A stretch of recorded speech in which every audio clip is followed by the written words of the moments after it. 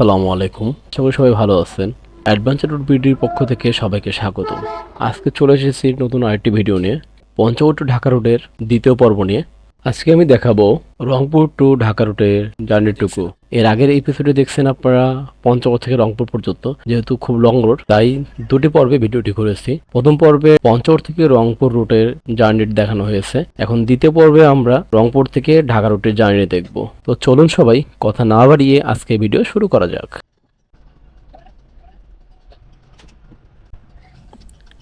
এই পর্বে আমরা রংপুর মডার্ন মোড় থেকে যাত্রা শুরু করলাম। তো রংপুর মডার্ন মোড়ের আগে তথা পঞ্চগড় পর্যন্ত সম্পূর্ণটা 2 লেনের মহাসড়ক, যেখানে একটা গাড়িকে ওভারটেক দেওয়া খুবই কষ্টকর। কিন্তু রংপুরের পরেই আমরা সেই এলিভেটেড এক্সপ্রেসওয়ে পেয়ে যাই, যেটা ঢাকা রংপুর মহাসড়ক। এই রোডের কাছে মোটামুটি 80% শেষ বলাই চলে, দু এক জায়গা বাদে সম্পূর্ণ রোডেই কাজ সম্পূর্ণ হয়ে গেছে। রংপুরের পরে মিঠাপুকুর, দুর্গাপুর, পায়রাবন্দর, বড়দরগা, পীরগঞ্জ ও ধাপেরহাটে উড়াল সেতু নির্মাণ সম্পন্ন হয়েছে। এসব উল্লেখিত স্থানে যানজটযুক্ত ছিল, প্রচুর যানজট হইতো। তো উড়াল সেতু সম্পন্ন হওয়ার কারণে আমাদের এখন যানজট মুক্তভাবে ওপরে চলে যেতে পারি সরাসরি। শুধু ঝামেলা থেকে যায় আমাদের পলাশবাড়ি এবং গোবিন্দগঞ্জে, এই দুটি জায়গায় জমি অধিগ্রহণে ঝামেলা হওয়ার কারণে মনে হয় কাজটা ডিলে হয়ে গেছে।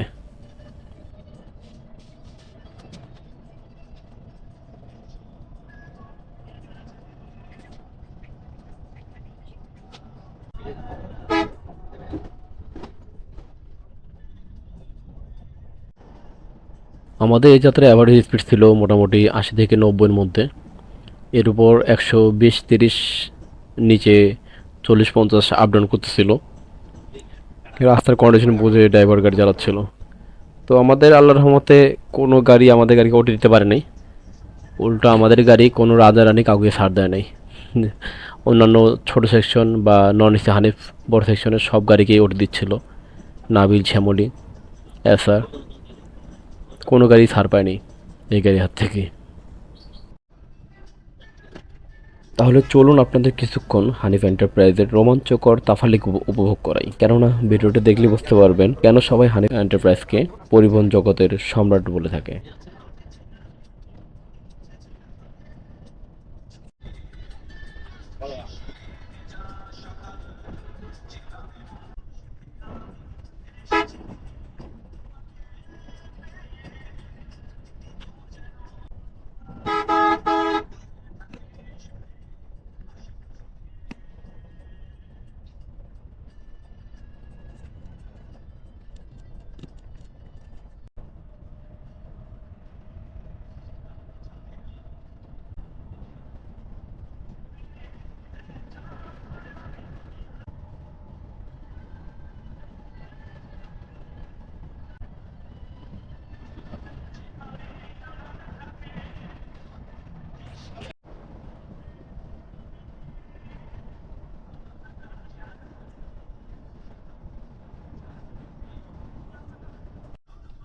আমরা এখন আছি পলাশবাড়িতে, গাইবান্ধার পলাশবাড়ি।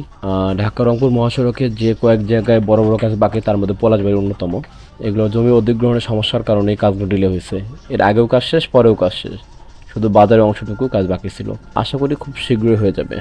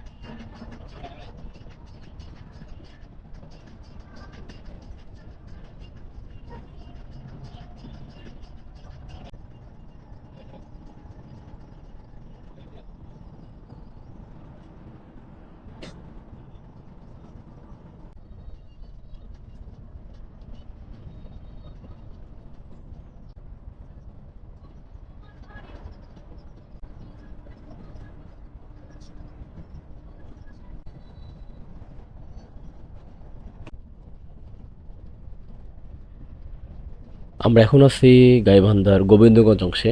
এই গোবিন্দগঞ্জ আরেকটি জায়গা যেখানে জমি অধিগ্রহণের কারণে কাজ ডিলে ছিল। এখানে আপনার পলাশবাড়ি থেকে গোবিন্দগঞ্জ পর্যন্ত সম্পূর্ণ রোডের কাজ শেষ, শুধু এই বাজার দুইটা বাজারের কাজই বাকি। এই এলাকার মানুষগুলো কেমন জানি না, সরকারি কাজে জমি দেওয়াই লাগবে, শুধু শুধু মানুষের অন্যান্য এলাকার মানুষের ভোগান্তি সৃষ্টি করছে তারা। যাক, অবশ্যই তা দিছে। এখন খুব দ্রুতই কাজগুলো শেষ হতে পারলেই আলহামদুলিল্লাহ। উত্তরবঙ্গবাসীর জন্য একটা দারুণ দ্বার খুলতেছে এই মহাসড়কের মাধ্যমে।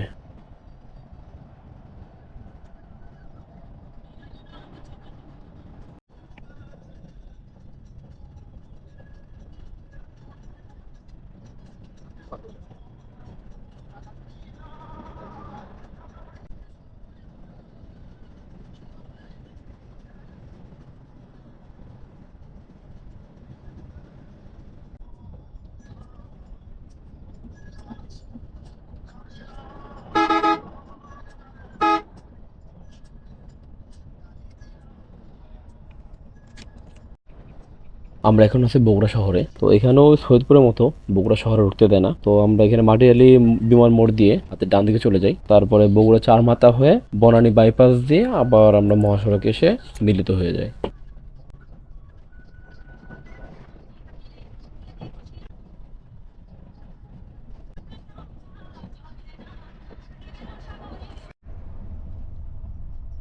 তো বগুড়া শহর পার হওয়ার পরে আমাদের ড্রাইভার সাহেব অর্থাৎ খোকন ভাই আবার 120-30-এ গাড়ি চালানো শুরু করছে। তো মোবাইল বের করতে করতে মোটামুটি 100-তে নেমে আসছে স্পিড। আবার যখন মোবাইল ঢুকে রাখি তখন আবার স্পিড 120-30-এ উঠে যায়। আসলে হাস্যকর ছিল বিষয়গুলো। তো যাক, খোকন ভাই ড্রাইভিং স্কিল খুবই ভালো লাগছে। একটা উপভোগযোগ্য অ্যাডভেঞ্চার রোমাঞ্চকর জার্নি ছিল।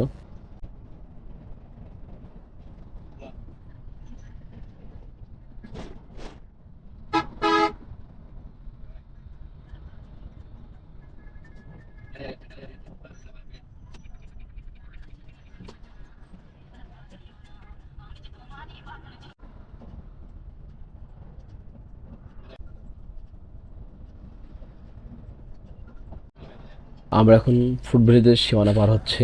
ওই যে হাতে ডান দিকে দেখা যাচ্ছে ফুড ব্রিজ। আমাদের হানিফ এন্টারপ্রাইজ এখন আর ফুড ব্রিজে ব্রেক দেয় না, সে হাটিকুমড় পার হয়ে ন্যাশনাল ফুড ব্রিজে ব্রেক দেয়। তবে ফুড ব্রিজের চাইতে ন্যাশনাল ফুড ব্রিজের পরিবেশ অনেক ভালো এবং উন্নত, খুব ভালো লাগছে এটা। আসার সময় এখানে খাওয়া দাওয়া করছি, যাওয়ার সময় এখানে খাবো ইনশাল্লাহ।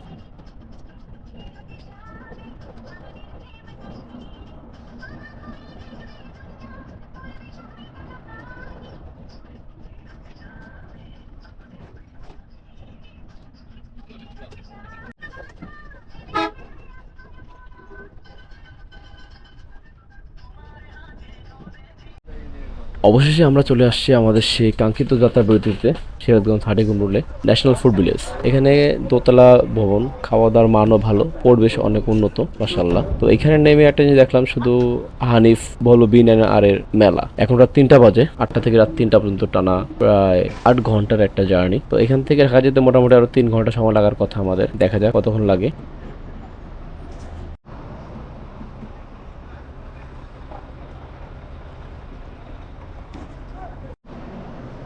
ন্যাশনাল ফুড ভিলেজের দোতলা থেকে দেখতে ভালো লাগতেছিল, খুব সুন্দর একটা দৃশ্য দেখতেছিলাম, শুধু এসি গাড়ির মেলা উত্তরবঙ্গে।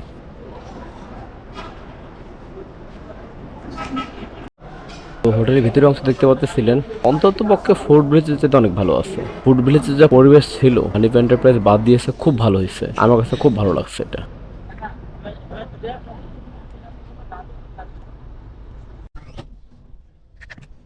তো খাওয়া দাওয়া শেষ, 3টা 25 মিনিট গাড়ি ছাড়লো ঢাকার উদ্দেশ্যে। গাড়ি চেকিং করা কমপ্লিট। এখন দেখা যাক ঢাকা পৌঁছাইতে কতক্ষণ লাগে।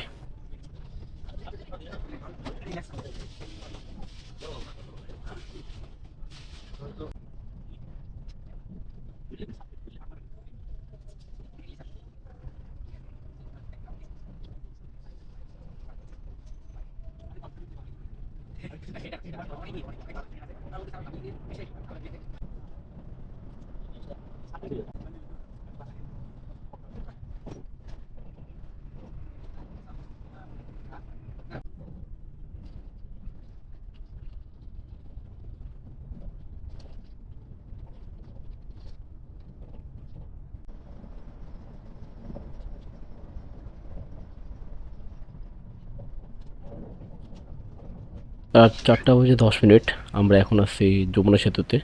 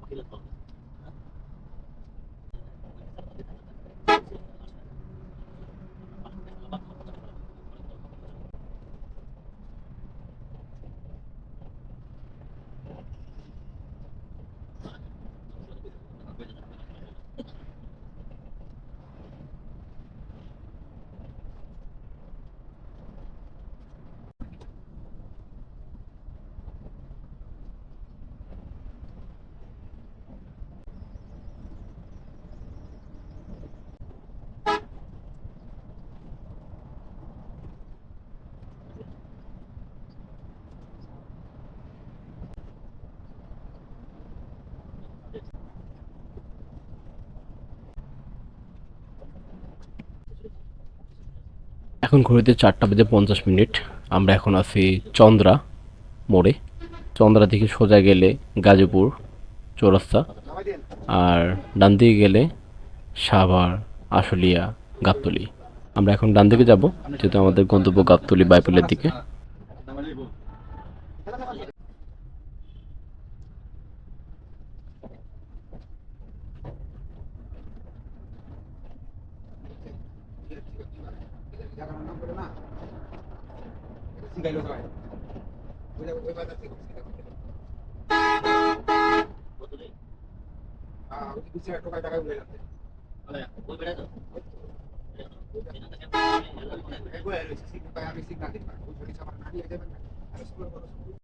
দেখতে দেখতে ভিডিওর একবার শেষ মুহূর্তে চলে এসেছি আমরা। আমি বাইপাল নেমে যাব, তাই আমার ভিডিও এখানেই শেষ করতে হচ্ছে। আমার পরবর্তী ভিডিও পেতে সাবস্ক্রাইব করে ফলো বাটনে ক্লিক করে অবশ্যই পাশে থাকবেন। সবাই ভালো থাকবেন, সুস্থ থাকবেন। পরবর্তী কোথায় দেখতে চান ভিডিও কমেন্ট করে জানাবেন। আসসালামু আলাইকুম।